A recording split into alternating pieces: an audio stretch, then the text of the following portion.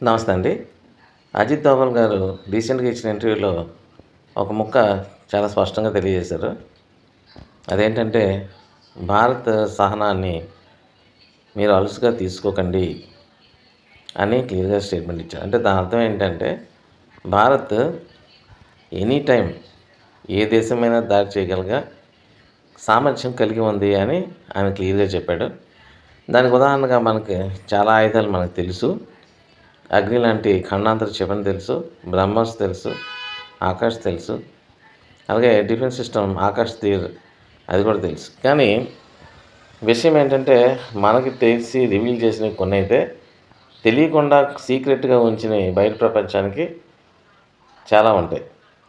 అవి మనకు చెప్పరు, అవి డిఫెన్స్ సీక్రెట్స్. అంతకంటే ఎక్కువ రివీల్ చేయరు. ఇవి బయటికి మనం ప్రదర్శించేటప్పుడు కెమెరాలో బంధించబడతాయి కాబట్టి మనకు తెలుస్తాయి. అదే కెమెరా కళ్ళకి లేదా న్యూస్ కళ్ళకి తెలియనివి చాలా ఉంటాయి డిఫెన్స్ సీక్రెట్స్. రీసెంట్‌గా ఒకటి రివీల్ చేశారు చూసారా? లేజర్‌తో డ్రోన్స్‌ని కాల్ చేసే ఒక ఇన్‌స్ట్రుమెంటు ఎప్పుడో తయారైంది, కానీ బయటికి తీసుకురావడం రీసెంట్‌గా తీసుకొచ్చారు.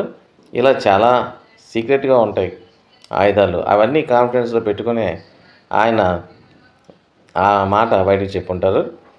ఇవన్నీ కాకుండా ఏ అస్త్రాన్నైనా సరే ప్రపంచంలో ఏ దేశము ప్రయోగించలేనంత పర్ఫెక్ట్‌గా ప్రయోగించగలిగే సామర్థ్యం కలిగిన సైనికులు, టెక్నీషియన్స్ మన మిలిటరీలో ఉన్నారు.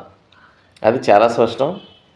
ఇదే కాకుండా అంతకు మించి మ్యాన్ టు మ్యాన్ కాంబాట్‌లో ఎంతో ధైర్య సాహసాలు ప్రదర్శించిన మన దేశ సైనికుల తాలూకు చరిత్ర మనకి చాలా తెలుసు. ఇవన్నీ ఒక ఎత్తు. ఎంత టెక్నాలజీ డెవలప్ అయినా సరే భూమి మీద ఫైట్ జరగకపోతే ఖచ్చితంగా గెలిచినట్టు కాదు. నువ్వు ఏ బాంబు వేసుకో, ఏం చేసుకో, కింద సైనికులు ఫైట్ చేసి అక్కడ నిర్మూలించబడితేనే నీ యుద్ధంలో గెలిచినట్టు. అదే సిచ్యువేషన్ వస్తే మన సైనికుల దగ్గర ఎదురుగా నిలవగలిగే వ్యక్తులు, సైనికులు అటువైపు ఏ దేశంలో కూడా లేరు అని సగర్వంగా మనం చెప్పుకోవచ్చు. ఇదే ఆయన మాటలో ప్రతిధ్వనించిందని నేను అనుకుంటున్నాను. Thank you.